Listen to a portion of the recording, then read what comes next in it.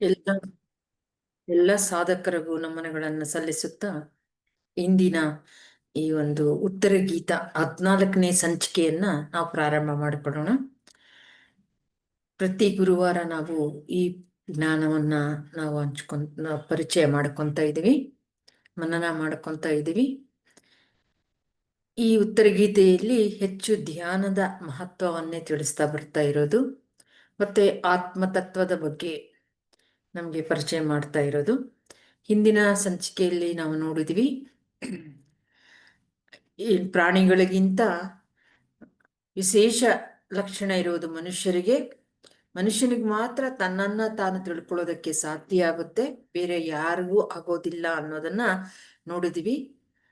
ಹಾಗಾಗಿ ಮನುಷ್ಯನ ಜನ್ಮದ ಧ್ಯೇಯವೇ ತನ್ನನ್ನ ತಾನು ಅರ್ಥಕೊಳ್ಳೋದು ಅನ್ನೋದನ್ನ ನೋಡಿದ್ವಿ. ಇವತ್ತು ಸಹ ಇನ್ನಷ್ಟು ನಾವು ಮುಂದುವರೆದ ಭಾಗದಲ್ಲಿ ನೋಡೋಣ. ಇಲ್ಲಿ ಈ ಶ್ಲೋಕದಲ್ಲಿ ತಿಳಿಸ್ತಿರೋದು, ಹನ್ಯಾನ್ಮುಷ್ಟಿ ಬಿರಾಕಾಶಂ ಶುದ್ಧಾರ್ಥಃ ಖಂಡಯೇ ತುಷಂ ನಾಹಾಂ ಬ್ರಾಹ್ಮೇತಿ ಜಾನಾತಿ ತಸ್ಯ ಮುಕ್ತಿರ್ನ ಜಾಯತೆ ಅನ್ನೋದು ಈ ಶ್ಲೋಕ. ಇದು ಸಹ ಬ್ರಹ್ಮ ಸಂದರ್ಶನ ಯೋಗದ 50ನೇ ಶ್ಲೋಕ ಆಗಿದೆ. ಹನ್ಯಾನ್ ನುಷ್ಟಿಭಿಃ ಚಿದಾಕಾಶಂ ಶುದ್ಧಾರ್ಥಃ ಖಂಡಯೇ ತುಷಂ ಅಂದ್ರೆ ಅನ್ಯಾನುಷ್ಟಿಭಿಹಿ ಅಂದ್ರೆ ಮುಷ್ಟಿಯಿಂದ ಗುದ್ದಿದಂತೆ ಅಂತ ಹೊಡೆಯದಂತೆ, ಆಕಾಶವನ್ನು, ಕ್ಷುಧಾರ್ಥಃ ಹಸುವಿನಿಂದ ಬಡಲುತ್ತಿರುವವನು, ಖಂಡಯೇತ್ ಖಂಡಿಸುವುದು, ತುಷಂ ಅಂದ್ರೆ ಹೊಟ್ಟೆ, ಅಹಂ ನಾನು, ಬ್ರಹ್ಮೇತಿ ಬ್ರಹ್ಮ ಎಂದು, ಯಹ ಯಾರು, ನ ಜಾನಾತಿ ತಿಳಿದುಕೊಳ್ಳಲಿಲ್ಲವೋ, ತಸ್ಯ ಅವನಿಗೆ, ಮುಕ್ತಿಹಿ ಮೋಕ್ಷವು, ನ ಜಯಾತಿ ಅಂದ್ರೆ ಉಂಟಾಗುವುದಿಲ್ಲ, ನ ಜಾಯತೆ ಅಂತ ಹೇಳ್ತಿರೋದು. ಮೋಕ್ಷ ಅನ್ನೋದು ಉಂಟಾಗುವುದಿಲ್ಲ ಅಂತ ಈ ಪದಗಳ ಅರ್ಥ. ಇದರದ ಒಂದು ತಾತ್ಪರ್ಯ, ಈ ಶ್ಲೋಕದ ತಾತ್ಪರ್ಯ, ಮುಷ್ಟಿಯಿಂದ ಆಕಾಶವನ್ನು ಗುದ್ದಿದರು, ಖಂಡಿಸಿದರು, ಹಸುವಿನಿಂದ ಬಡಲುತ್ತಿರುವವನ ಒಂದು ಹಸಿವು ತೀರದ ಹಾಗೆ ನಾನೇ ಬ್ರಹ್ಮ ಎಂದು ತಿಳಿಯದೇ ಇರುವವರೆಗೂ ಮುಕ್ತಿಯನ್ನ ಪಡೆಯುವುದಿಲ್ಲ ಅನ್ನೋದು ಇಲ್ಲಿ ತಿಳಿಸ್ತಿರೋದು ಸ್ನೇಹಿತರೆ. ಅಂದ್ರೆ ಹೊಟ್ಟೆ ಹಸುವಿನಿಂದ ಬಾಧೆ ಪಡ್ತಿರ್ತಾರೆ ಅಂತ ಇಟ್ಕೊಳ್ಳಿ, ಬಡಲ್ತಾ ಇರ್ತಾರೆ ಅಂತ ಅವ್ರಿಗೆ ಏನೋ, ಅವ್ರಿಗೇನ್ ಬೇಕು ಆ ಟೈಮಲ್ಲಿ, ಆ ಸಮಯದಲ್ಲಿ ಆಹಾರ ಬೇಕು. ತಮ್ಮ ಹಸಿವನ್ನ ಹಸುವಿನಿಂದ ಹೊರಗೆ ಬರೋದಕ್ಕೆ ಆಹಾರ ಬೇಕು. ಅದರ ಬದಲು ಏನೋ ಅವ್ರಿಗೆ ಮತ್ತೊಂದು ಬೇಡದಿರೋದು, ಖಂಡಿಸುವುದು, ಮತ್ತೇನು ಗುದ್ದುವುದು ಆಕಾಶವನ್ನು, ಅಂದ್ರೆ ಆತರ ಹೋಲಿಸಿರೋದು, ಉದಾಹರಣೆ ಹೇಳ್ತಿರೋದು. ಅಂದ್ರೆ ಅದಕ್ಕೆ ಸಂಬಂಧ ಇಲ್ಲದಿರುವುದು ಮಾಡೋದ್ರಿಂದ ಪ್ರಯೋಜನ ಹೇಗಿರಲ್ವೋ, ಖಂಡಿಸೋದ್ರಿಂದ ಮತ್ತೆ ಹೊಡೆಯೋದ್ರಿಂದ ಮತ್ತೊಂದೇನೇ ಕೆಲಸ ಮಾಡೋದ್ರಿಂದ ಆಗ್ತಿರೋದು ಹೊಟ್ಟೆಗೆ ಹಸುವಾಗ್ತಿದೆ. ಆಕಾಶವನ್ನ ಏನೋ ಮಾಡಿದ್ರೆ ಏನಾಗುತ್ತೆ? ಏನೂ ಆಗೋದಿಲ್ಲ. ಪ್ರಯೋಜನ ಇದೆಯಾ? ಇಲ್ಲ. ಅದೇ ತರಹ ವೇದಗಳನ್ನ, ಶಾಸ್ತ್ರಗಳನ್ನ ಓದಿ ಎಷ್ಟು ಶಾಸ್ತ್ರಜ್ಞಾನವನ್ನು ಸಂಪಾದಿಸಿದರೂ ತಾನೇ ಪರಬ್ರಹ್ಮ ಸ್ವರೂಪ ಎಂದು ಆ ಸತ್ಯ ತಿಳ್ಕೊಳ್ಳದೇ ಇದ್ದರೆ ಆ ಶಾಸ್ತ್ರಜ್ಞಾನ ಅನ್ನೋದು ಪಾಂಡಿತ್ಯ ಅಷ್ಟೇ. ಅದು ಆ ಪಾಂಡಿತ್ಯ ಅನ್ನೋದು ಬೆಳೀತಾ ಇರುತ್ತೆ ವಿನಃ ನಿಜವಾದ ಪ್ರಯೋಜನ ಯಾವುದೂ ಇಲ್ಲ. ಮುಕ್ತಿ ಬೇಕಾದರೆ ಆತ್ಮಜ್ಞಾನ ಅನ್ನೋದು ಅತ್ಯಗತ್ಯ.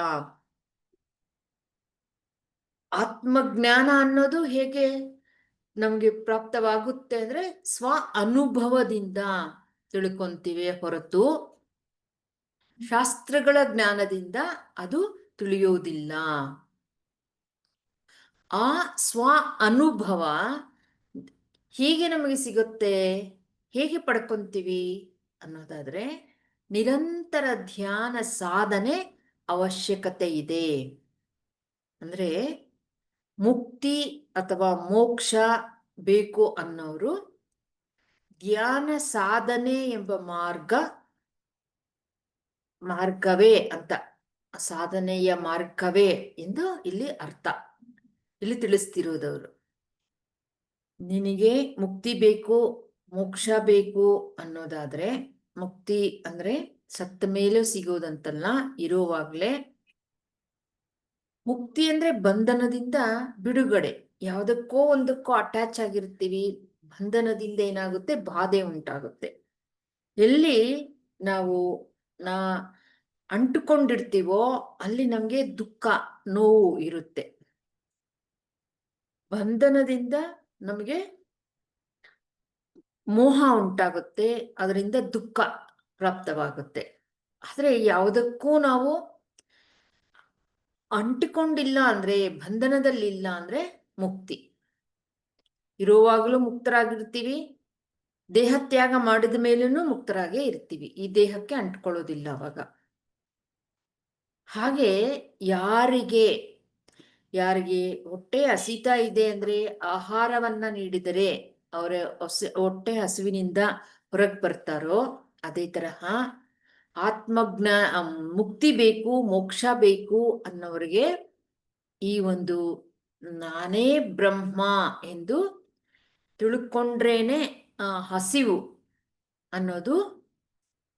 ನೀಗೋದು. ಇಲ್ಲ ಅಂದ್ರೆ ಇಲ್ಲ, ಆ ಮುಕ್ತಿ ಅನ್ನೋದು ಇಲ್ಲ ಅಂತ. ನಾವೆಷ್ಟೇ ಶಾಸ್ತ್ರಗಳ ಅಧ್ಯಯನ ಮಾಡಿದ್ರೂ ಸಹ ಅದು ಕೇವಲ ಪಾಂಡಿತ್ಯ ಅನ್ನೋದು ಹೆಚ್ಚಾಗ್ತಾ ಹೋಗುತ್ತೆ ವಿನಃ ಸ್ವ ಅನುಭವ ಅನ್ನೋದಿಲ್ಲ ಅಂದಾಗ ಪ್ರಯೋಜನ ಇಲ್ಲ. ಅದಕ್ಕಾಗಿ ಯಾವ ಜ್ಞಾನ ಬೇಕು ನಮಗೆ ಅಂದ್ರೆ ಆತ್ಮಜ್ಞಾನ ಅನ್ನೋದು ಬೇಕಿದೆ. ಅದು ಯಾವುದರಿಂದ ಸಾಧ್ಯ ಅಂದ್ರೆ ಧ್ಯಾನ ಸಾಧನೆ ಮಾರ್ಗ ಅನ್ನೋದು ಇಲ್ಲಿ ತಿಳಿಸ್ತಿರೋದು ಸ್ನೇಹಿತರೆ. ನಾವು ಆರಿಸ್ಕೊಂಡದ್ದು ಧ್ಯಾನ ಸಾಧನೆ. ಒಟ್ಟಾರೆ ಇಲ್ಲಿ ತಿಳಿಸ್ತಾ ಇರೋದೇನು ಅಂದ್ರೆ ನಾನೇ ಬ್ರಹ್ಮ ಎಂದು ತಿಳ್ಕೊಳ್ಳಿಲ್ಲ ಅಂದರೆ, ಅದು ತಿಳಿಯದೇ ಇರೋವರೆಗೂ ನಮಗೆ ಮುಕ್ತಿಯನ್ನು ಪಡೆಯೋದಿಲ್ಲ ಅನ್ನೋದು ಇಲ್ಲಿ ತಿಳಿಸ್ತಿರೋದು. ಅದಕ್ಕಾಗಿ ನಿನ್ ಮುಕ್ತಿ ಬೇಕು ಅಂದ್ರೆ ಸ್ವ ಅನುಭವ ಬೇಕು ಅಂತ. ಹೊಟ್ಟೆ ಹಸು ನೀಗಿಸ್ಕೋಬೇಕು ಅಂದ್ರೆ ಆಹಾರ ಹೇಗ್ ಬೇಕೋ ಅದರ ಬದಲು ಏನೋ ವಾದ ಮಾಡೋದು, ಮತ್ತೊಂದೇನೋ ಮಾಡೋದ್ರಿಂದ ಹೊಟ್ಟೆ ಹಸುವು ಅದರಿಂದ ಹೊರಗೆ ಬರಕ್ಕಾಗೋದಿಲ್ಲ. ಅದೇ ತರಹ ಮುಕ್ತಿ ಬೇಕು ಅಂದ್ರೆ ನಮ್ಗೆ ಸ್ವ ಅನುಭವ ಬೇಕು. ಯಾವುದರದ್ದು ಸ್ವ ಅನುಭವ? ಆತ್ಮ ಜ್ಞಾನ ಅನ್ನೋದು ಅತ್ಯಗತ್ಯ. ಆತ್ಮ ಅನುಭವ ಬೇಕು ಅಂದ್ರೆ ಅದಕ್ಕೆ ಆತ್ಮಕ್ಕೆ ಸಂಬಂಧಪಟ್ಟಿರೋ ಜ್ಞಾನ ಬೇಕು ನಮಗೆ, ಅತ್ಯಗತ್ಯ ಅದು. ಅದಿರೋದ್ರಿಂದ ಅದರಿಂದ ಸ್ವ ಅನುಭವ ಪಡ್ಕೊಂತೀವಿ.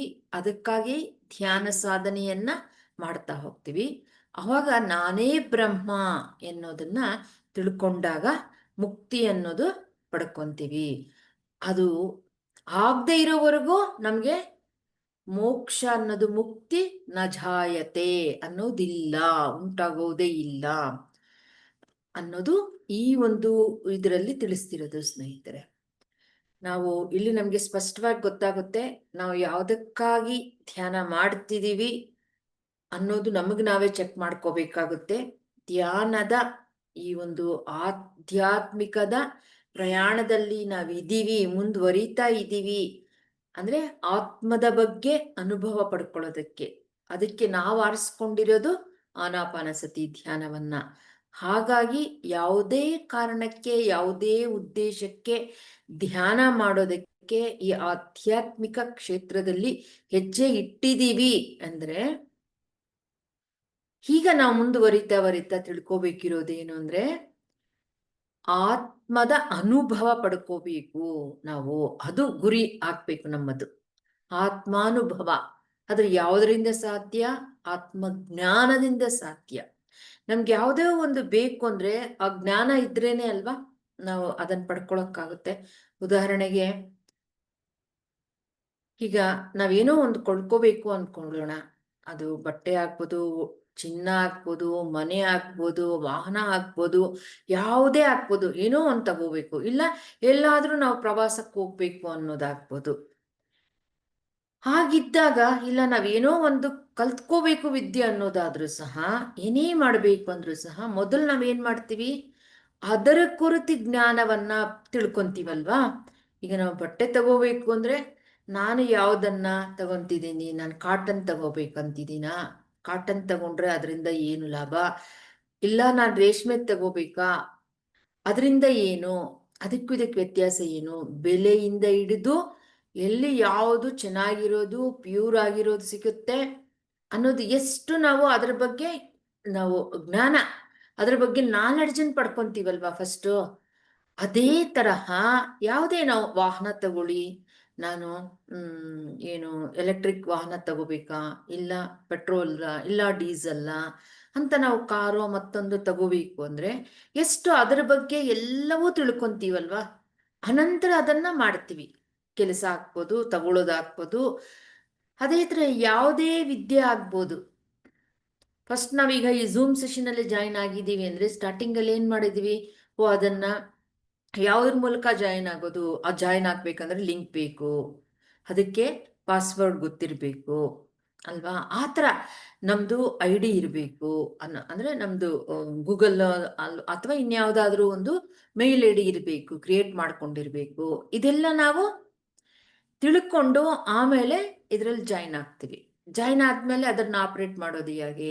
ನಾವೇನಾದ್ರೂ ಕೇಳ್ಬೇಕಂದ್ರೆ ಮ್ಯೂಟ್ ಮಾಡ್ಕೊಳ್ಳೋದು ಹೇಗೆ, ಅನ್ಮ್ಯೂಟ್ ಮಾಡ್ಕೊಳ್ಳೋದು ಹೇಗೆ, ಹ್ಯಾಂಡ್ ರೈಸ್ ಮಾಡ್ಕೊಳ್ಳೋದು ಹೇಗೆ ಅಲ್ವಾ?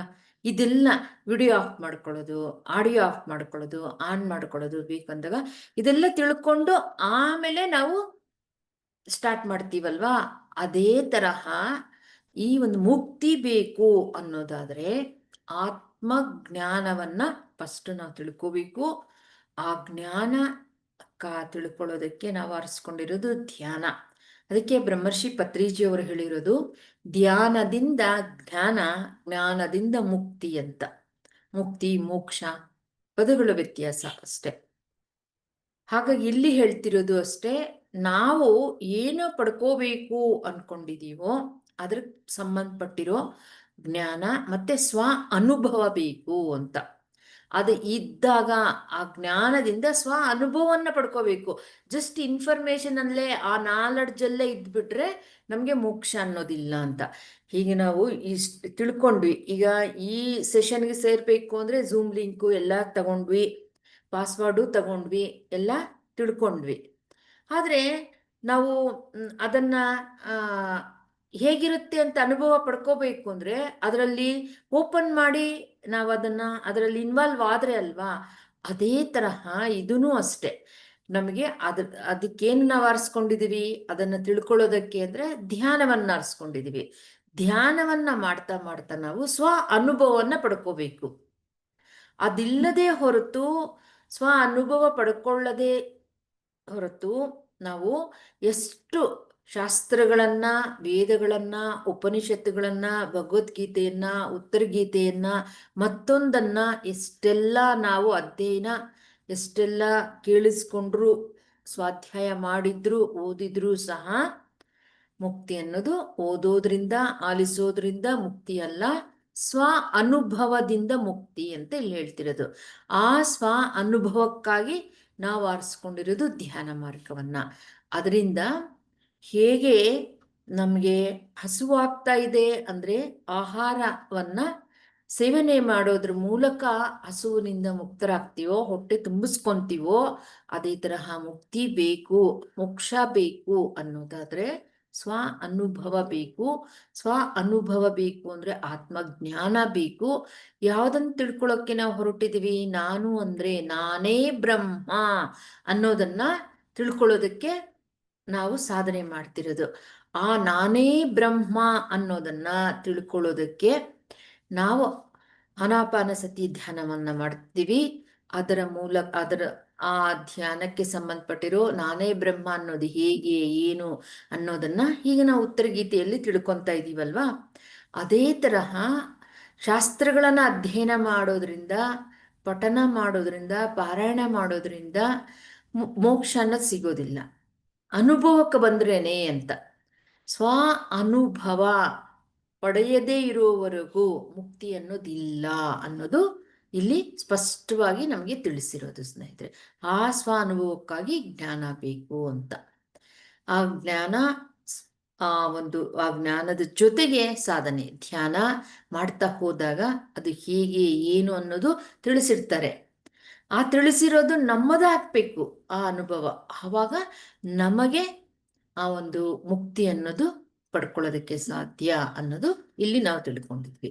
ಇದನ್ನೇ ಇಲ್ಲಿ ಭಗವದ್ಗೀತೆಯಲ್ಲೂ ಸಹ ಇದರದೇ ಅರ್ಥ ಬರೋ ಒಂದು ಶ್ಲೋಕವೂ ಸಹ ತಿಳಿಸಿದ್ದಾರೆ. ಅದು 2ನೇ ಅಧ್ಯಾಯದಲ್ಲಿ 72ನೇ ಶ್ಲೋಕ.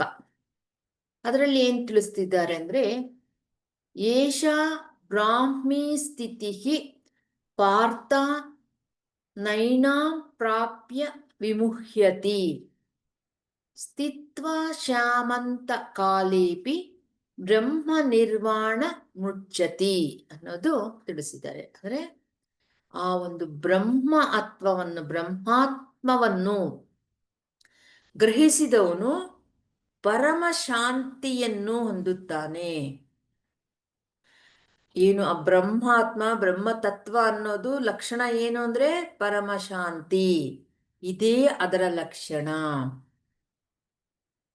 ಆ ತರದ ಬ್ರಹ್ಮಸ್ಥಿತಿಯನ್ನು ಹೊಂದಿರುವ ಯೋಗಿ ಇನ್ನು ಯಾವಾಗಲೂ ಮೋಹಕ್ಕೆ ಆಗೋದಿಲ್ಲ, ಮೋಹಿತ ಆಗೋದಿಲ್ಲ. ಯಾವುದಕ್ಕೆ ಆಗ್ಬೋದು, ಯಾವಾಗಲೂ ಯಾವುದೇ ಸಂದರ್ಭದಲ್ಲಿ, ಯಾವುದೇ ಸಿಚುಯೇಷನ್ ಅಲ್ಲಿ, ಯಾವುದೇ ವಸ್ತು ವಿಷಯ ವ್ಯಕ್ತಿಗಳಿಗಾಗ್ಲೇ ಮೋಹ ಅನ್ನೋದು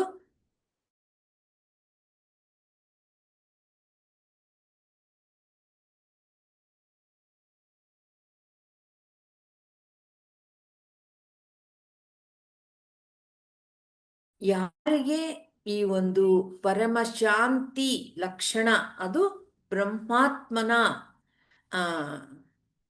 ಒಂದು ಬ್ರಹ್ಮದ ಒಂದು ಲಕ್ಷಣ, ಅದು ಪರಮ ಶಾಂತಿ ಅನ್ನೋದು. ಅದನ್ನ ಪಡ್ಕೊಂಡಿರ್ತಕ್ಕಂತಹ ಯೋಗಿ ಸಾಧನೆ ಮೂಲಕ ಮೋಹಕ್ಕೆ ಒಳಗಾಗೋದಿಲ್ಲ. ಅಂತಿಮ ಸಮಯದಲ್ಲೂ ಸಹ ಈ ಸ್ಥಿತಿ ಬ್ರಹ್ಮಸ್ಥಿತಿಯಲ್ಲಿಯೇ ಆ ಬ್ರಹ್ಮಾನಂದವನ್ನು ಅನುಭವಿಸುತ್ತಾನೆ ಅಂತ. ಕೇವಲ ಪರಿಸ್ಥಿತಿಗಳು, ದೇಹ, ಮನಸ್ಸು ಸಹಕಾರ ಕೊಡ್ತಿರೋರು ಮಾತ್ರವೇ ಅಲ್ಲ, ಅಂತ್ಯಕಾಲದಲ್ಲೂ ಸಹ, ಅಂದ್ರೆ ಈ ದೇಹವನ್ನ ಬಿಟ್ಟು ಹೋಗ್ತಾ ಇದ್ದೀವಿ ಅಂದ್ರೆ ಮರಣ ಆಸನ್ನದ ಸಮಯದಲ್ಲೂ ಸಹ ಅದೇ ಆನಂದದಲ್ಲಿ, ಆ ಬ್ರಹ್ಮಾನಂದದಲ್ಲಿ ಇರ್ತಾನೆ. ಯಾಕೆ? ಅವನು ಪರಮಶಾಂತಿಯಿಂದ ಇದ್ದಾನೆ. ಯಾಕೆ ಪರಮಶಾಂತಿ ಹೇಗ್ ಬಂತು ಅಂದ್ರೆ, ಆ ಬ್ರಹ್ಮಾತ್ಮವನ್ನ ಗ್ರಹಿಸಿದಾನೆ, ಅದನ್ನು ಅಷ್ಟ ಪಡ್ಕೊಂಡಿದ್ದಾನೆ, ಅದರ ಅನುಭವ. ಅದಕ್ಕಾಗಿ ಯಾವುದಕ್ಕೂ ಮೋಹಿತನಾಗಿಲ್ಲ, ಯಾವುದಕ್ಕೂ ಅಂಟ್ಕೊಂಡಿಲ್ಲ, ಅದೇ ತರಹ ಜೀವನ ಮಾಡಿದ್ದಾನೆ. ಕೊನೇ ಕಾಲದಲ್ಲೂ, ಅಂತ್ಯಕಾಲದಲ್ಲೂ ಸಹ ಅದೇ ಸ್ಥಿತಿಯಲ್ಲಿ, ಆ ಬ್ರಾಹ್ಮಿ ಸ್ಥಿತಿಯಲ್ಲೇ, ಅದರಲ್ಲೇ ಸ್ಥಿತನಾಗಿರ್ತಾನೆ. ಹಾಗಾಗಿ ಬ್ರಹ್ಮಾನಂದವನ್ನು ಅನುಭವಿಸ್ತಾ ಇರ್ತಾನೆ ಅನ್ನೋದು ಸಹ ಇಲ್ಲಿ ಬ್ರಹ್ಮಾನಂದ ಅನ್ನೋದ್ ಬಗ್ಗೆ ತಿಳಿಸಿದರೆ. ಇಲ್ಲಿ ಉತ್ತರ ಗೀತೆಯಲ್ಲಿ ನಾವು ನೋಡಿದಾಗ ನಾನೇ ಬ್ರಹ್ಮ ಅನ್ನೋದು ತಿಳ್ಕೊಳ್ಳೋವರೆಗೂ ಮುಕ್ತಿ ಇಲ್ಲ ಅನ್ನೋದು ತಿಳಿಸಿರೋದು ಸ್ನೇಹಿತರೆ. ಹಾಗಾಗಿ ಒಟ್ಟಾರೆ ಭಗವದ್ಗೀತೆ ಆಗ್ಬೋದು, ಉತ್ತರ ಗೀತೆ ಆಗ್ಬೋದು, ತಿಳಿಸ್ತಾ ಇರೋದು ಏನು ಜ್ಞಾನ ಅಂದ್ರೆ, ನಾನೇ ಬ್ರಹ್ಮ ಅನ್ನೋದನ್ನ, ನಾನು ಆತ್ಮ ಅನ್ನೋದು ಇಲ್ಲಿವರೆಗೂ ನಮಗೆ ಬೋಧನೆ ಆಗಿದೆ. ಹೀಗೆ ಇನ್ನೂ ಒಂದು ಹೆಜ್ಜೆ ಮುಂದಕ್ಕೆ ಇಟ್ಟು ನಾನೇ ಬ್ರಹ್ಮ ಅನ್ನೋದನ್ನ ತಿಳ್ಕೋಬೇಕು ಅನ್ನೋದು, ಅದು ಕೇವಲ ಓದೋದ್ರಿಂದ ಆಲಿಸೋದ್ರಿಂದಕ್ಕೆ ಸೀಮಿತ ಆಗಬಾರ್ದು. ಸ್ವ ಅನುಭವವರೆಗೂ ಹೋಗ್ಬೇಕು. ಅವಾಗಲೇ ನಮಗೆ ಮುಕ್ತಿ. ಯಾವುದಕ್ಕೂ ಮೋಹಿತರಾಗೋದಿಲ್ಲ. ಇಲ್ಲಾಂದ್ರೆ ಈಗ ಸತ್ಸಂಗದಲ್ಲಿರೋವಾಗ್ಲೋ, ಧ್ಯಾನಿಗಳ ಜೊತೆಯಲ್ಲಿರೋವಾಗ್ಲೋ, ಇಲ್ಲ ಧ್ಯಾನ ಮಾಡ್ತಿರೋವಾಗ್ಲೋ, ಈ ಥರ ಇದರಲ್ಲಿ ನಮಗೆ ಯಾವುದು ಕಾಡಿಸೋದಿಲ್ಲ. ಶಾಂತವಾಗೇ ಇರುತ್ತೆ ಮನಸ್ಸು.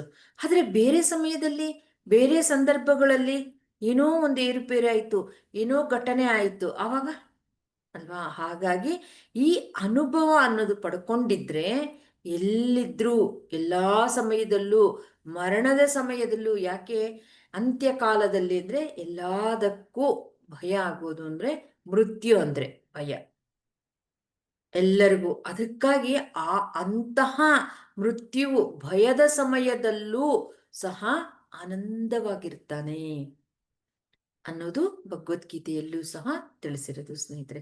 ಹಾಗಾಗಿ ಈ ಶ್ಲೋಕದಿಂದ ನಾವು ತಿಳ್ಕೊಂಡಿರೋದು ಏನಂದ್ರೆ, ನಾನೇ ಬ್ರಹ್ಮ ಅನ್ನೋದನ್ನ ಅನುಭವ ಪೂರ್ವಕವಾಗಿ ತಿಳ್ಕೋಬೇಕು.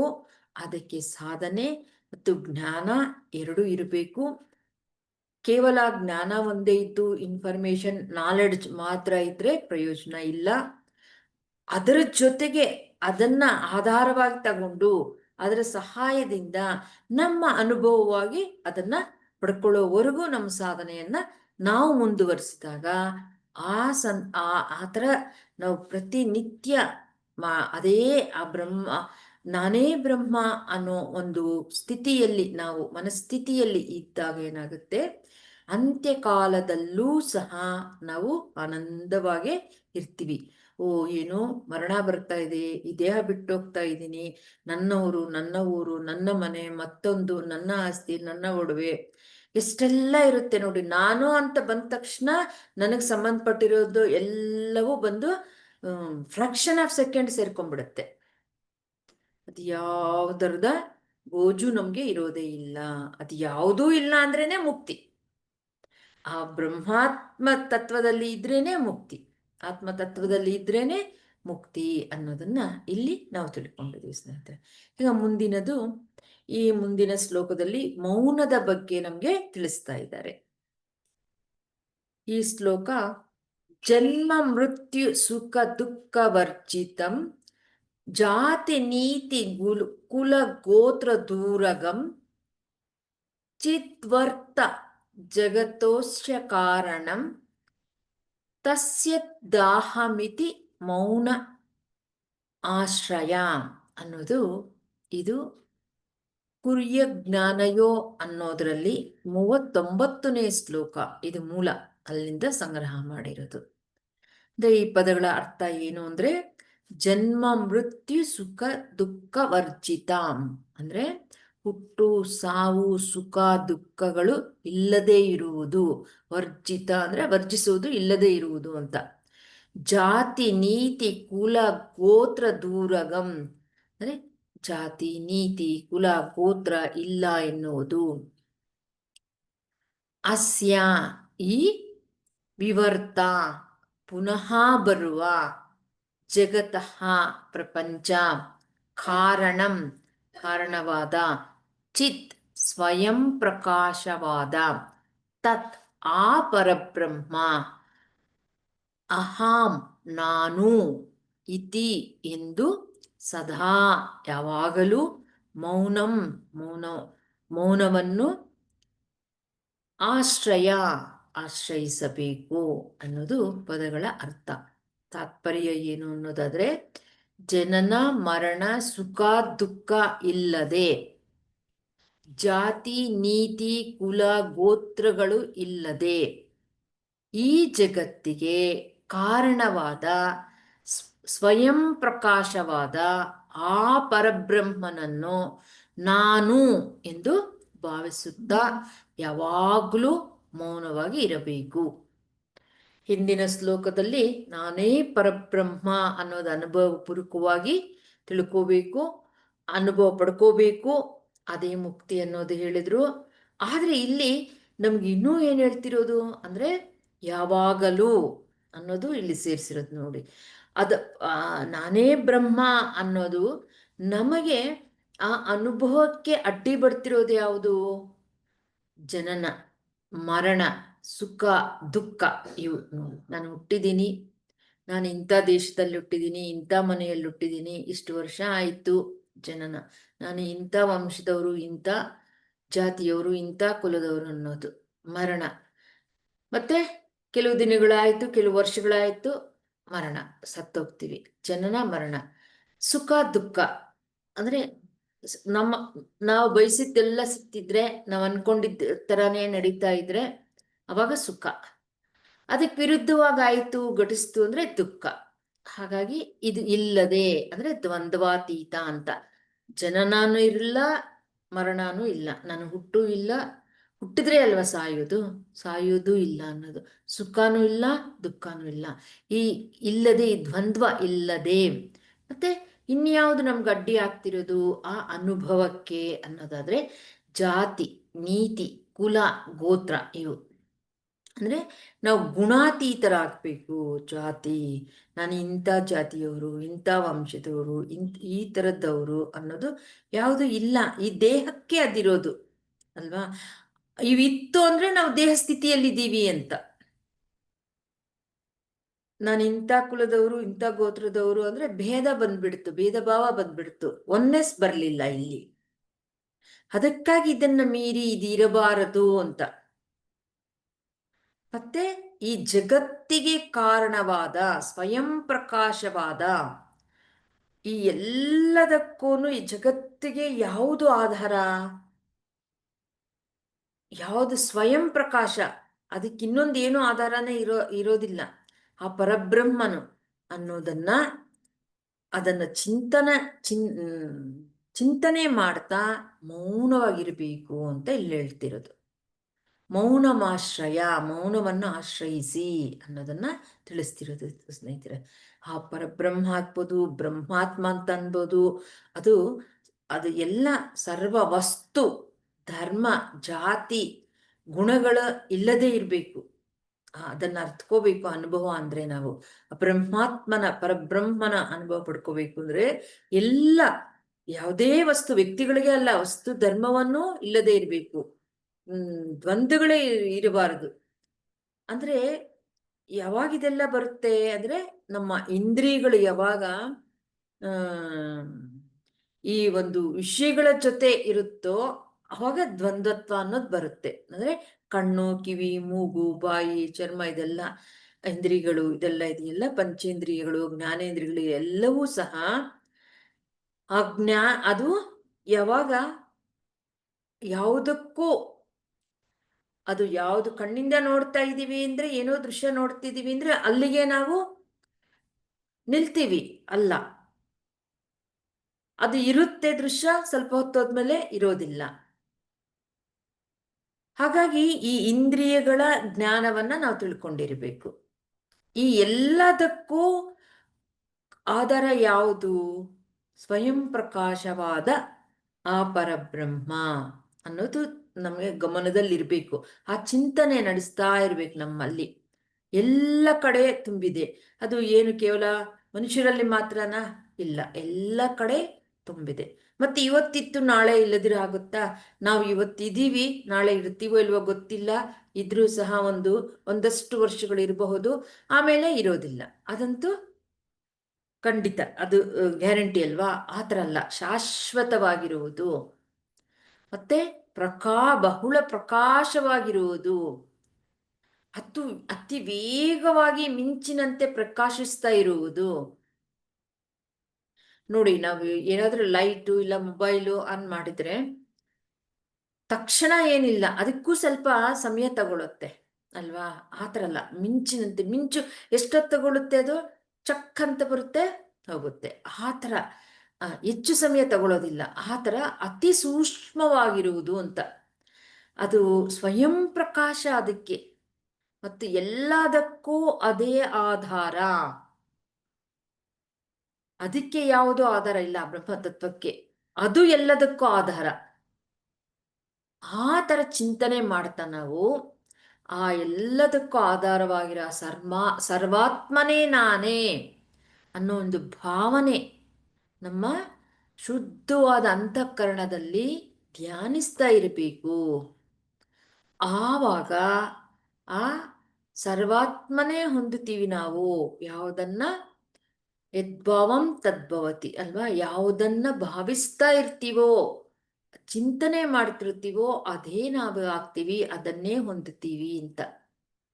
ಯಾವುದನ್ನ ಚಿಂತನೆ ಮಾಡಬೇಕು ನಾವು ಅಂದ್ರೆ ಪರಮಾತ್ಮನನ್ನ, ಪರಬ್ರಹ್ಮನನ್ನ, ಅಂದ್ರೆ ಎಲ್ಲದಕ್ಕೂ ಆಧಾರವಾಗಿರುವುದು, ಸ್ವಪ್ರಕಾಶವಾಗಿರುವುದು, ಶಾಶ್ವತವಾಗಿರುವುದು, ತುಂಬ ಪ್ರಕಾಶವಾಗಿರುವುದು, ಈ ತರ ಇರ್ತಕ್ಕಂತಹ ಆ ಪರಬ್ರಹ್ಮನನ್ನ, ಆ ಪರಮಾತ್ಮನನ್ನ, ಸರ್ವಾತ್ಮ ಹೆಸರುಗಳು ನಮ್ಗೆ ಅರ್ಥ ಆಗೋದಕ್ಕೆ ನಾವಿರುವ ಸ್ಥಿತಿಗೆ ತಕ್ಕ ಹಾಗೆ ಇದು ಬಳಸ್ತಾ ಇದ್ದೀವಿ ಸ್ನೇಹಿತರೆ. ನಮ್ಮ ಒಂದು ಅನುಭವ ಜ್ಞಾನ ಅನ್ನೋದು ಹೆಚ್ಚುತ್ತಾ ಹೆಚ್ಚುತ್ತಾ ಹೋದಂತೆಲ್ಲ ಆ ಒಂದೊಂದು ಇದಕ್ಕೂ ಸ್ವಲ್ಪ ವ್ಯತ್ಯಾಸ ಇರೋದು ನಮಗೆ ಅರ್ಥ ಆಗ್ತಾ ಹೋಗುತ್ತೆ. ಅಲ್ಲಿವರೆಗೂ ನಾವು ಇದು ಎಲ್ಲದಕ್ಕೂ ಒಂದೇ ತರ ಬಳಸ್ತಾ ಹೋಗ್ತಿರ್ತೀವಿ. ಆ ಸರ್ವಾತ್ಮವನ್ನು ಹೊಂದುತ್ತೀವಿ. ಅದಕ್ಕಾಗಿ ಆತ್ಮಧ್ಯಾನ, ಆತ್ಮಜ್ಞಾನದಿಂದಲೇ ಹೊಂದುತ್ತೀವಿ ವಿನಃ ಬೇರೆ ದಾರಿ ಇಲ್ಲ. ಅದು ಇಲ್ಲಿ ನಾವು ತಿಳ್ಕೊಂಡಿದ್ದೀವಿ. ಅದು ಯಾವಾಗಲೂ, ಇದು ನಾವು ಯಾವಾಗ್ಲೂ ನೆನಪಿನಲ್ಲಿ ಇಟ್ಕೋಬೇಕು. ಯಾವಾಗ್ಲೂ ಧ್ಯಾನಕ್ಕೆ ಕೂತಿರೋ ಸಮಯದಲ್ಲಿ, ಆಳವಾದ ಧ್ಯಾನದಲ್ಲಿ, ಆಲೋಚನೆಗಳು ಇಲ್ಲದಿರೋ ಸಮಯದಲ್ಲಿ ಮಾತ್ರ ಅಲ್ಲ, ಯಾವಾಗಲೂ ಇರಬೇಕು. ಅನ್ನೋದಾದ್ರೆ ನಾವು ಈಗಾಗಲೇ ಹೇಳಿದಾಗೆ ಈ ದ್ವಂದ್ವತ್ವದಿಂದ, ಗುಣಗಳಿಂದ ಅತೀತರಾಗಿರಬೇಕು. ಶುದ್ಧ ಒಂದು ಮನಸ್ಥಿತಿ ಅನ್ನೋದು ಇರಬೇಕು ನಮಗೆ. ಅವಾಗ ಇದು ಸಾಧ್ಯ ಆಗುತ್ತೆ ಸ್ನೇಹಿತರೆ. ಅದನ್ನ ಇಲ್ಲಿ ತಿಳಿಸ್ತಿರೋದು. ಆತ್ಮಧ್ಯಾನ, ಆತ್ಮಜ್ಞಾನ ಅದನ್ನ ಪಡ್ಕೋಬೇಕು ಅಂದ್ರೆ ಈ ಪರಬ್ರಹ್ಮನನ್ನ, ಪರಮಾತ್ಮನನ್ನ ಅನುಭವಪೂರ್ವಕ ಅಂದ್ರೆ ಈ ಆತ್ಮಧ್ಯಾನ, ಆತ್ಮಜ್ಞಾನದಿಂದಲೇ ಅದೇ ನಮಗೆ ದಾರಿ, ಬೇರೆ ದಾರಿ ಇಲ್ಲ ಅನ್ನೋದು ಇಲ್ಲಿ ತಿಳಿಸಿರೋದು. ನಾವು ಹೇಗೋ ಅದೇ ದಾರಿಯಲ್ಲಿ ಇದ್ದೀವಿ, ಆದರೆ ಯಾವುದಾವುದೋ ಕಾರಣಕ್ಕೂ ಬಂದಿದ್ದೀವಿ, ಮತ್ತೆ ಸೀಮಿತ ಮಾಡ್ಕೊಂಡ್ಬಿಟ್ಟಿದೀವಿ. ಏನು ನಾವು ಧ್ಯಾನ ಮಾಡ್ತಿದ್ವಿ ನೋಡಿ, ಎಷ್ಟು ಶ್ರೇಷ್ಠವಾಗಿರೋದು ಧ್ಯಾನ ಅನ್ನೋದು ಇಲ್ಲಿ ನಮ್ಗೆ ಅರ್ಥ ಆಗುತ್ತೆ. ಅಂಥದನ್ನ ಅಭ್ಯಾಸ ಮಾಡ್ತಿದ್ದೀವಿ, ಆದರೆ ಎಲ್ಲೋ ಒಂದು ಸ್ಪಷ್ಟತೆ ಕೊರತೆನೋ, ಇಲ್ಲ ಸೀಮಿತ ಮಾಡ್ಕೊಂಡಿರೋದು, ಇಲ್ಲ ಯಾವುದೋ ಒಂದಕ್ಕೆ ಮಾತ್ರ ಅದನ್ನ ನಾವು ಇಷ್ಟಕ್ಕೆ ಧ್ಯಾನ ಅನ್ನೋ ಭಾವನೆಯಲ್ಲಿದ್ದೀವಿ. ಅಲ್ಲ, ಎಲ್ಲದಕ್ಕೂ ಆಧಾರವಾಗಿರ್ತಕ್ಕಂತಹ ಆ ಪರಮಾತ್ಮನನ್ನ ತಿಳ್ಕೊಳ್ಳೋದಕ್ಕೆ ಧ್ಯಾನ ಅನ್ನೋದು. ಅದು ಯಾವಾಗಲೂ, ಯಾವುದೋ ಒಂದು ಸತ್ಸಂಗದಲ್ಲಿರೋವಾಗಲೋ, ಧ್ಯಾನ ಮಾಡೋ ಸಮಯದಲ್ಲೋ ಅಲ್ಲ, ಯಾವಾಗಲೂ ಅನ್ನೋದು ನೆನಪಿನಲ್ಲಿ ಇಟ್ಕೋಬೇಕು ಸ್ನೇಹಿತರೆ. ಅದಕ್ಕಾಗಿ ಧ್ಯಾನ, ಜ್ಞಾನ, ಆತ್ಮದ ಕುರಿತು ತಿಳ್ಕೊಳ್ಳೋದಕ್ಕೆ, ಆತ್ಮಾನುಭವ ಪಡ್ಕೊಳ್ಳೋದಕ್ಕೆ ಧ್ಯಾನ, ಅದಕ್ಕೆ ಸಂಬಂಧಪಟ್ಟಿರೋ ಆತ್ಮಜ್ಞಾನ, ಈ ಎರಡೂ ಇದ್ದಾಗ ಅವಾಗ ನಮಗೆ ಅದನ್ನು ನಾವು ಅನುಭವ ಪಡ್ಕೊಳ್ಳೋದಕ್ಕೆ ಸಾಧ್ಯ. ಇಲ್ಲ ಅಂದ್ರೆ ಆಗೋದಿಲ್ಲ ಅಂತ. ಇದನ್ನೇ ಭಗವದ್ಗೀತೆಯಲ್ಲಿ 11ನೇ ಅಧ್ಯಾಯದಲ್ಲಿ 38ನೇ ಶ್ಲೋಕದಲ್ಲಿ ತಿಳಿಸ್ತಾ ಇರೋದು. ತ್ವಮಾದಿದೇವ ಪುರುಷ ಪುರಾಣ ಸ್ತ್ವಮಸ್ಯ ವಿಶ್ವಸ್ಯ ಪರಮಂ ನಿಧಾನಂ ವೇತ್ಯಾಸಿ ವೇದ್ಯಂಚ ಪರಂ ಚ ಧಾಮತ್ವಯ ತತಂ ವಿಶ್ವಮನಂತರೂಪ ಅನ್ನೋದು ಭಗವದ್ಗೀತೆಯಲ್ಲೂ ಸಹ ತಿಳಿಸಿರೋದು. ನೀನು ಆದಿದೇವನು ಮತ್ತು ಸನಾತನ ಪುರುಷನು ಆಗಿರುವೆ. ನೀನು ಈ ಜಗತ್ತಿನ ಪರಮ ಆಶ್ರಯ ಮತ್ತು ಅರಿಯುವವನು, ತಿಳಿಯಲು ಯೋಗ್ಯನು ಮತ್ತು ಪರಮಧಾಮವಾಗಿರುವೆ. ಅನಂತ ರೂಪನೇ, ನಿನ್ನಿಂದ ಈ ಎಲ್ಲಾ ಜಗತ್ತು ವ್ಯಾಪ್ತಿಯಾಗಿದೆ, ಅಂದ್ರೆ ಪರಿಪೂರ್ಣವಾಗಿದೆ ಅನ್ನೋದು ಇಲ್ಲಿ ತಿಳಿಸ್ತಿರೋದು. ಅಂದ್ರೆ ನಾವು ಕೇವಲ ದೇಹ ಅಂತಲ್ಲ ಇಲ್ಲಿ ತಿಳಿಸ್ತಿರೋದು.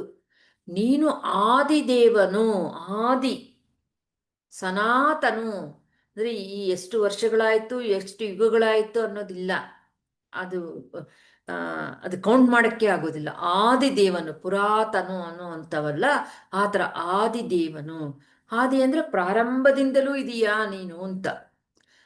ಸನಾತನ, ತುಂಬ ಸನಾತನ ಅಂದರೆ ತುಂಬ ಯುಗಗಳಿಂದ, ವರ್ಷಗಳಿಂದ ಅಂತೀವಲ್ವ, ಹಳೇದು ಅಂತೀವಲ್ವ, ಅದು ಸನಾತನ ಪುರುಷನು. ನೀನು ಅದಾಗಿದೆಯಾ.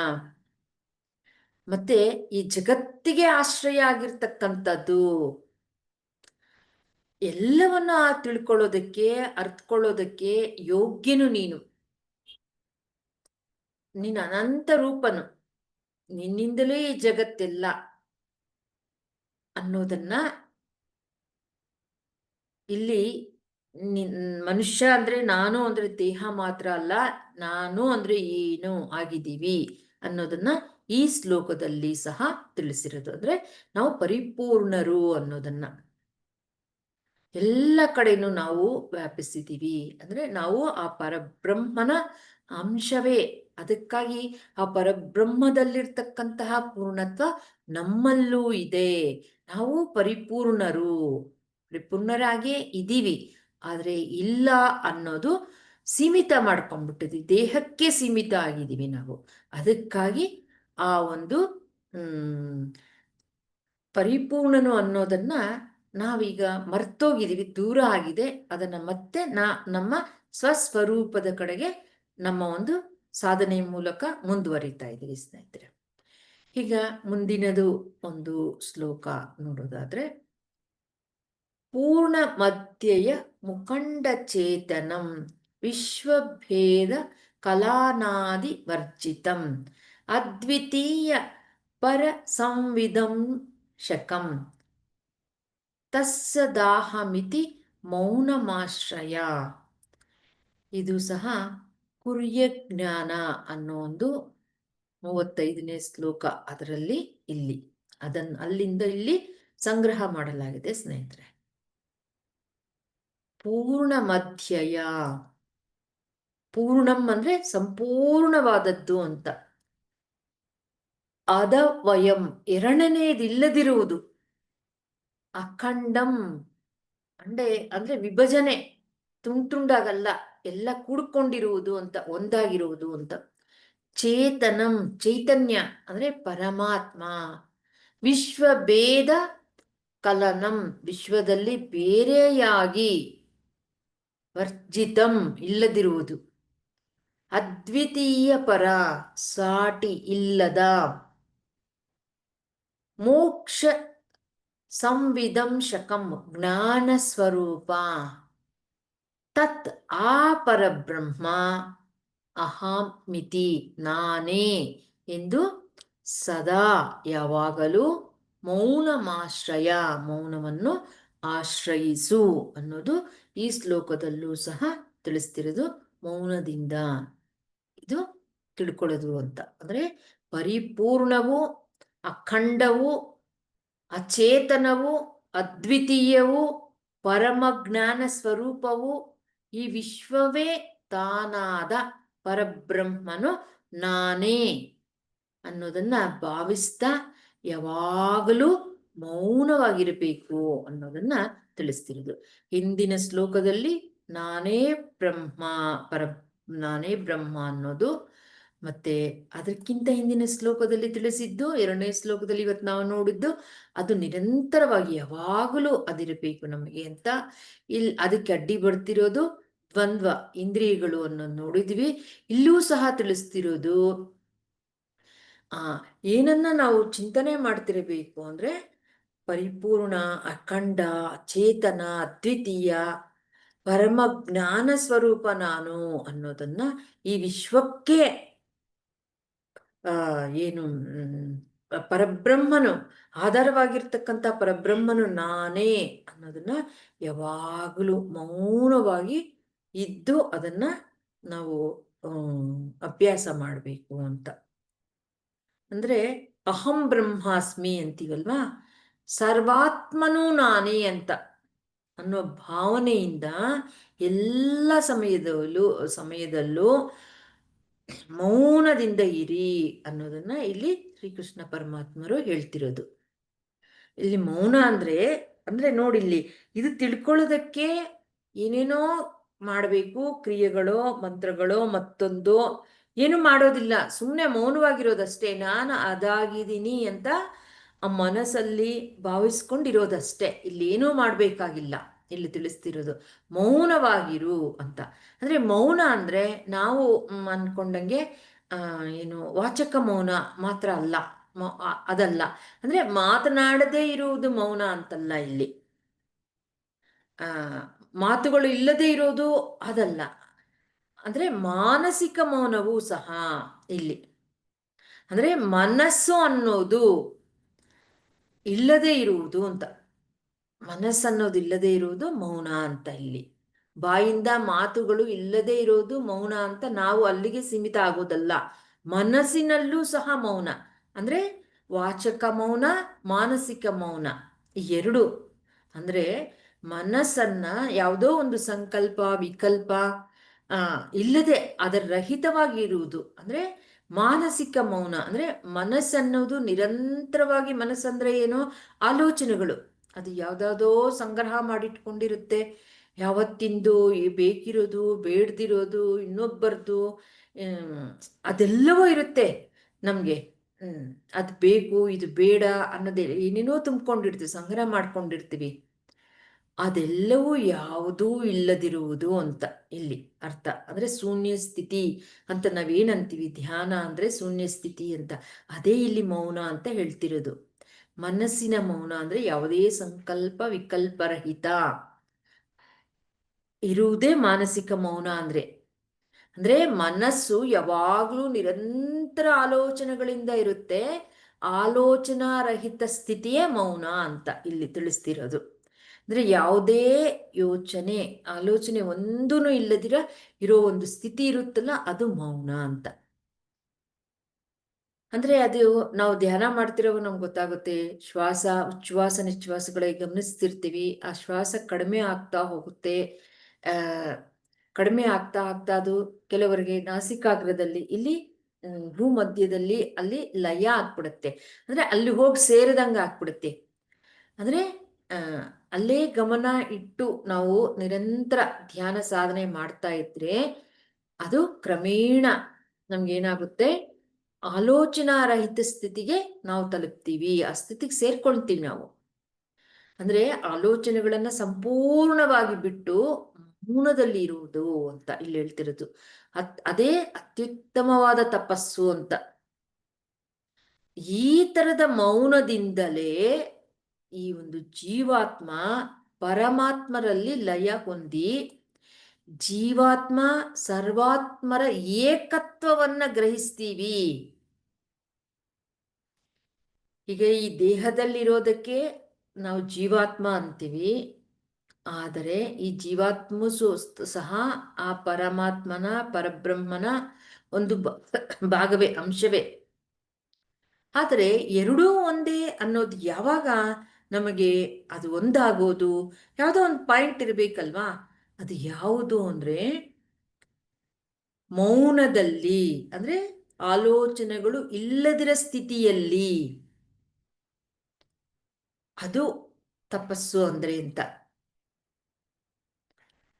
ಅಂದ್ರೆ ಈ ದೇಹದಲ್ಲಿರೋ ಒಂದು ಆ ಪರಬ್ರಹ್ಮನ, ಅಂದ್ರೆ ಆತ್ಮ ಹೆಸರು ಏನ್ ಹೇಳ್ತೀವೋ ಅದು ಜೀವಾತ್ಮ ಅಂತೀವಿ. ಅದು ಒಂದೇ ಆಗೋದು. ಪರಮಾತ್ಮ ನಾನೇ ಪರಬ್ರಹ್ಮ ಅಂತ ಹೇಳ್ತಿದಾರಲ್ಲ, ಅದು ಯಾವಾಗ ಅನುಭವ ಅಂದ್ರೆ ಆಲೋಚನೆಗಳು ಇಲ್ಲದಿರೋ ಸ್ಥಿತಿಯಲ್ಲಿ ಆ ಏಕತ್ವವನ್ನ ನಾವು ಗ್ರಹಿಸ್ತೀವಿ.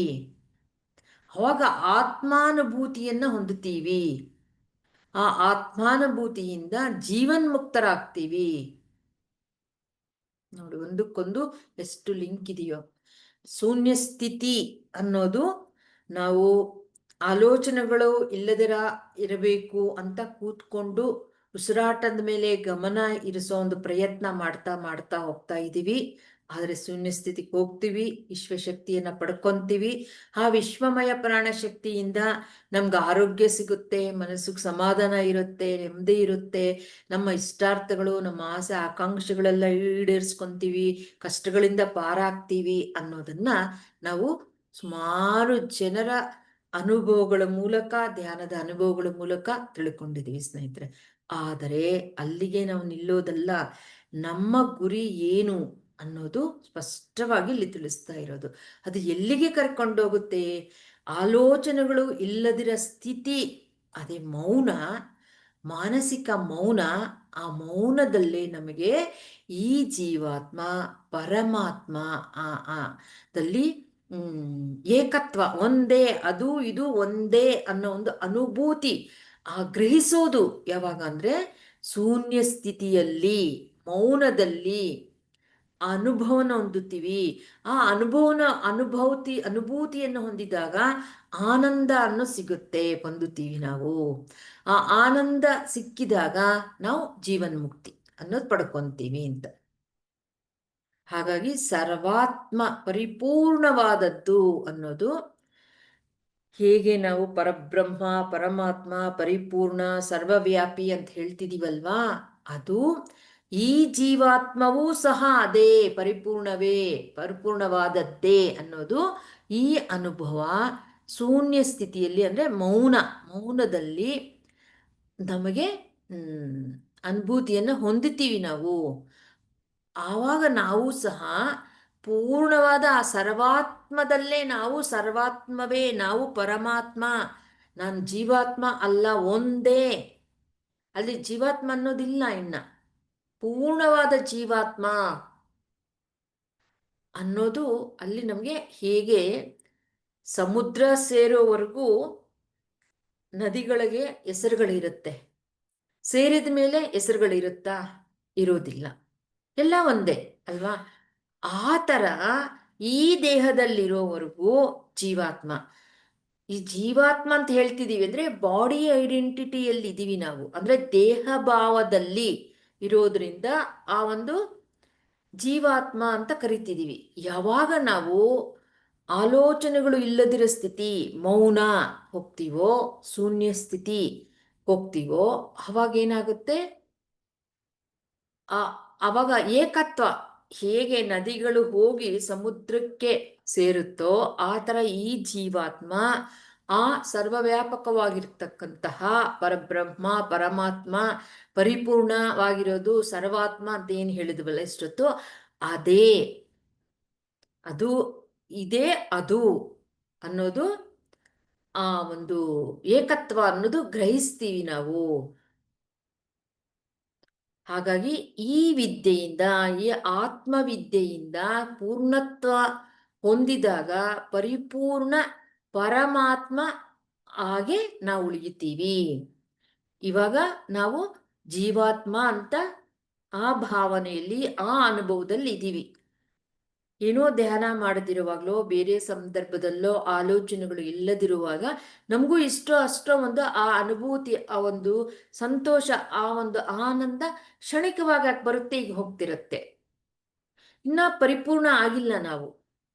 ಯಾವಾಗ ಪರಿಪೂರ್ಣರಾಗ್ತಿವಾಗ ಪರಮಾತ್ಮ ಅಂದ್ರೆ ಪರಿಪೂರ್ಣ ಆಗೋದಂದ್ರೆ ಯಾವಾಗಲೂ, ಯಾವುದೋ ಒಂದು ಫ್ರಾಕ್ಷನ್ ಆಫ್ ಸೆಕೆಂಡ್ ಅಲ್ಲ, ಯಾವಾಗಲೂ ಇದ್ದಾಗ ನಾವು ಪರಮಾತ್ಮನಾಗೇ ಉಳಿಯುತ್ತೀವಿ, ಜೀವಾತ್ಮನಾಗಿ ಅಲ್ಲ. ಹಾಗಾಗಿ ಮೌನ ಅನ್ನೋದು ಅಷ್ಟು, ಮೌನ ಅನ್ನೋದು ಅಂದ್ರೆ ವಾಚಿಕ ಮೌನ ಅಲ್ಲ, ಮಾನಸಿಕ ಮೌನ. ಅಂದ್ರೆ ಆಲೋಚನೆಗಳು ಇಲ್ಲದ ಸ್ಥಿತಿ, ಅದು ಎಷ್ಟು ಮಹತ್ವ ಇದೆ, ಅದಕ್ಕೆ ಎಷ್ಟು ನಾವು ಅದರ ಕಡೆ ಗಮನ ಕೊಡಬೇಕು ಅನ್ನೋದು ಇಲ್ಲಿ ನಮಗೆ ಅರ್ಥ ಆಗುತ್ತೆ ಸ್ನೇಹಿತರೆ. ಲಯ, ಏನು ನದಿ ಹೋಗಿ ಸಮುದ್ರಕ್ಕೆ ಸೇರುತ್ತಲ್ಲ ಆ ಥರ ಲಯ ಹಾಕ್ಬಿಡ್ತೀವಿ, ಏನು ಇರೋದಿಲ್ಲ, ಅದೇ ನಾವಾಗ್ಬಿಡ್ತೀವಿ. ಏಕತ್ವ, ಅಖಂಡ ಅಂತ ಹೇಳಿದ್ವಲ್ಲ ಆ ಥರ ಒಂದೇ ಆಗಿರ್ತೀವಿ, ಖಂಡವಾಗಿ. ಅಂದ್ರೆ ವಿಭಜನೆ ಅನ್ನೋದಿರೋದಿಲ್ಲ, ಒಂದೇ ಆಗಿರ್ತೀವಿ. ಆವಾಗ ನಾವು ಪರಿಪೂರ್ಣರೇ, ಪರಮಾತ್ಮನೇ ಅನ್ನೋ ಸ್ಥಿತಿಯಲ್ಲಿ ಉಳಿತೀವಿ. ಅನುಭವ ಪಡ್ಕೊಳ್ಳೋದು ಯಾವುದರಲ್ಲಿ? ಮೌನ ಅನ್ನೋದನ್ನ ಇಲ್ಲಿ ತಿಳಿಸಿರೋದು ಸ್ನೇಹಿತರೆ. ಮೌನದ ಮಹತ್ವ ಎಷ್ಟಿದೆ ನೋಡಿ.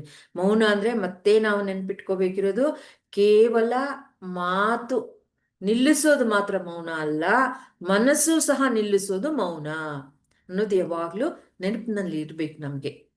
ಆವಾಗ ನಾವು ಆ ಪರಮಾತ್ಮನ ಪರಿಪೂರ್ಣ ಪರಬ್ರಹ್ಮ, ಬ್ರಹ್ಮ ನಾನೇ ಬ್ರಹ್ಮ ಅನ್ನೋದನ್ನ, ಆ ಅನುಭವ ಹೊಂದೋದು ಮೌನದಲ್ಲಿ, ಆಲೋಚನಾ ರಹಿತ ಸ್ಥಿತಿಯಲ್ಲಿ ಅನ್ನೋದನ್ನ ಇಲ್ಲಿ ನಾವು ತಿಳ್ಕೊಂಡಿದ್ದೀವಿ. ಇದೇ ಅರ್ಥ ಬರೋದನ್ನ ಭಗವದ್ಗೀತೆಯಲ್ಲಿ 14ನೇ ಅಧ್ಯಾಯ 2ನೇ ಶ್ಲೋಕದಲ್ಲಿಯೂ ಸಹ ತಿಳಿಸ್ತಾ ಇರೋದು. ಇದಂ ಜ್ಞಾನ ಮುಪಾಶ್ರಿತ್ಯ ಮಮ ಸಾಧರ್ಮ್ಯಮಾಗತಃ ಸರ್ಗೇಪಿ ನೋಪಜಾಯಂತೆ ಪ್ರಲಯೇನ ವ್ಯಥಂತಿ ಚ. ಅಂದ್ರೆ ಇಲ್ಲಿ ತಿಳಿಸ್ತಿರೋದು ಏನಂದ್ರೆ, ಜ್ಞಾನ, ಎಷ್ಟೋ ಥರದ ಜ್ಞಾನ ಇದೆಯಲ್ಲ, ಆ ಎಲ್ಲ ಜ್ಞಾನಗಳಿಗೆಲ್ಲ, ಎಲ್ಲ ಜ್ಞಾನಗಳಿಗೆಲ್ಲ ಉತ್ತಮವಾದ ಪರಮ ಜ್ಞಾನವನ್ನು ಆಶ್ರಯಿಸಿದವರು ಆ ಜ್ಞಾನ ಸ್ವರೂಪವಾದ ಬ್ರಹ್ಮಾತ್ಮನನ್ನೇ ಹೊಂದುತ್ತಾರೆ ಅನ್ನೋದು ಇಲ್ಲಿ ತಿಳಿಸಿರೋದು.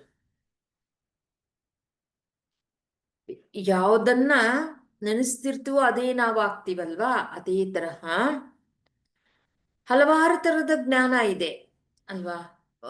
ವ್ಯಕ್ತಿಗಳ ಜ್ಞಾನ, ಆ ಒಂದು ದೇಶದ ಬಗ್ಗೆ ಜ್ಞಾನ ಆಗ್ಬೋದು, ಮತ್ತೆ ಹಲವಾರು ಸಬ್ಜೆಕ್ಟ್ಸ್ ಇರುತ್ತಲ್ಲ, ಏನೋ ಎಲ್ಲ ತರದ್ದು ಜ್ಞಾನ ಇದೆ. ಎಲ್ಲ ಜ್ಞಾನಗಳಿಗಿಂತ ಉತ್ತಮವಾಗಿರೋದು ಯಾವುದು? ಪರಮ ಜ್ಞಾನ. ಅದೇ ಬ್ರಹ್ಮಾತ್ಮದ ಆತ್ಮದ ಜ್ಞಾನ. ಅದನ್ನ ಆಶ್ರಯಿಸಿದಾಗ ಆ ಬ್ರಹ್ಮಾತ್ಮನನ್ನೇ ನಾವು ಹೊಂದುತ್ತೀವಿ, ಅದೇ ನಾವಾಗ್ತೀವಿ. ಆ ತರಹ ಯಾರು ಆ ಜ್ಞಾನವನ್ನ, ಅನುಭವವನ್ನು ಹೊಂದಿರ್ತಾರಲ್ಲ, ಅನುಭೂತಿ, ಅಂತಹವರು ಮತ್ತೆ ಹುಟ್ಟುವುದಿಲ್ಲ. ಮತ್ತೆ ಪ್ರಳಯ ಕಾಲದಲ್ಲೂ ಸಹ ಬಾಧೆ ಅನ್ನೋದು ಪಡುವುದಿಲ್ಲ. ಇರುವಾಗಲೂ ಬಾಧೆ ಇರೋದಿಲ್ಲ, ಸತ್ತ ಮೇಲೂ ಸಹ ಮತ್ತೆ ಹುಟ್ಟೋದು ಇಲ್ಲ. ಯಾರು ಯಾರು ಎಲ್ಲ ಜ್ಞಾನಗಳಿಗಿಂತ ಉತ್ತಮವಾದ ಜ್ಞಾನ ಆತ್ಮಜ್ಞಾನ, ಆ ಜ್ಞಾನವನ್ನ ಆಶ್ರಯಿಸಿಕೊಂಡು ಈ ಏನು ಬ್ರಹ್ಮಾತ್ಮ ನಾನೇ ಅನ್ನೋದನ್ನ ಅನುಭೂತಿ ಹೊಂದುತ್ತೀವಲ್ವಾ, ಅಂತಹ ಅವರು ಸೃಷ್ಟಿಯ ಆದಿಯಲ್ಲೂ ಸಹ ಪುನಃ ಹುಟ್ಟುವುದಿಲ್ಲ, ಅಂತ್ಯಕಾಲದಲ್ಲೂ ಸಹ ಬಾಧೆ, ದುಃಖ, ನೋವು ಅನ್ನೋದು ಇರುವುದಿಲ್ಲ, ಪಡೆಯುವುದಿಲ್ಲ ಬಾಧೆ ಅನ್ನೋದು ಈ ಒಂದು ಭಗವದ್ಗೀತೆ ಶ್ಲೋಕದಲ್ಲೂ ಸಹ ತಿಳಿಸಿರೋದು ಸ್ನೇಹಿತರೆ. ಹಾಗಾಗಿ ಇವತ್ತು ನಾವು ಈ 3 ಶ್ಲೋಕಗಳಲ್ಲಿ ಮೌನದ ಮಹತ್ವ ಮತ್ತು ಇನ್ನೇನು ನಾನೇ ಪರಬ್ರಹ್ಮ ಅನ್ನೋದನ್ನ, ನಾನೇ ಬ್ರಹ್ಮ ಅನ್ನೋದು ತಿಳ್ಕೊಳ್ಳೋದೇ ಮುಕ್ತಿ. ಅದು ತಿಳ್ಕೊಳ್ಳಿಲ್ಲ, ಅನುಭವ ಇಲ್ಲ ಅಂದ್ರೆ ಮುಕ್ತಿ ಇಲ್ಲ, ಮೋಕ್ಷ ಇನ್ನೂ ನಾವು ಪಡ್ಕೊಂಡಿಲ್ಲ ಅನ್ನೋದು ಮನುಷ್ಯ ಜನ್ಮದ ಧ್ಯೇಯ, ಪ್ರಧಾನವಾದ ಗುರಿ. ಏನು ಅಂದ್ರೆ, ನಿಮ್ಮ ಪರ್ಪಸ್ ಆಫ್ ಲೈಫ್ ಏನು ಅಂತ ಒಬ್ಬೊಬ್ಬರೊಂದು ಕೇಳ್ತಾರಲ್ಲ, ಒಬ್ಬೊಬ್ಬರು ಒಂದೊಂದು ಹೇಳ್ತಾರಲ್ವಾ, ಅದೆಲ್ಲ ಅಲ್ಲ. ಪರ್ಪಸ್ ಆಫ್ ಲೈಫ್ ಏನು ಅಂದ್ರೆ, ನಾನೇ ಬ್ರಹ್ಮ ಅಂದ್ರೆ ಈ ಜೀವನದ ಒಂದು ಧ್ಯೇಯ ಏನು ಅಂದ್ರೆ ನಾನೇ ಬ್ರಹ್ಮ ಅನ್ನೋದನ್ನ ತಿಳ್ಕೊಳ್ಳೋದು.